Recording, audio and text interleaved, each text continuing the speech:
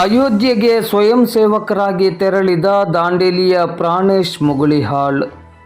ಜನವರಿ 22ರಂದು ಅಯೋಧ್ಯೆಯ ಶ್ರೀರಾಮ ಮಂದಿರದ ಉದ್ಘಾಟನೆ ಮತ್ತು ಶ್ರೀರಾಮನ ಪ್ರಾಣ ಪ್ರತಿಷ್ಠಾಪನೆ ಕಾರ್ಯಕ್ರಮದ ಹಿನ್ನೆಲೆಯಲ್ಲಿ ಸೇವೆಯನ್ನು ಸಲ್ಲಿಸಲು ಹೆಸ್ಕಾಂನ ನಿವೃತ್ತ ಶಾಖಾಧಿಕಾರಿಯಾಗಿರುವ ದಾಂಡೇಲಿ ನಗರದ ನಿವಾಸಿ ಪ್ರಾಣೇಶ್ ಮುಗುಳಿಹಾಳ್ ಅವರು ಸ್ವಯಂ ಸೇವಕರಾಗಿ ಅಯೋಧ್ಯೆಗೆ ತೆರಳಿದ್ದಾರೆ.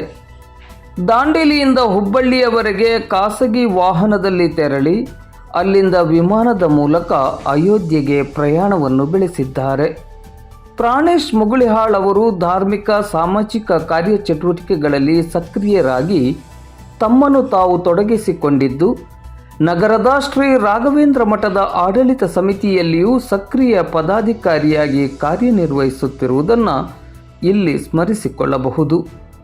ಅಯೋಧ್ಯೆಗೆ ಸ್ವಯಂ ಸೇವಕರಾಗಿ ತೆರಳಿದ ಪ್ರಾಣೇಶ್ ಮುಗುಳಿಹಾಳ್ ಅವರಿಗೆ ನಗರದ ಗಣ್ಯರನೇಕರು ಶುಭವನ್ನು ಹಾರೈಸಿದ್ದಾರೆ.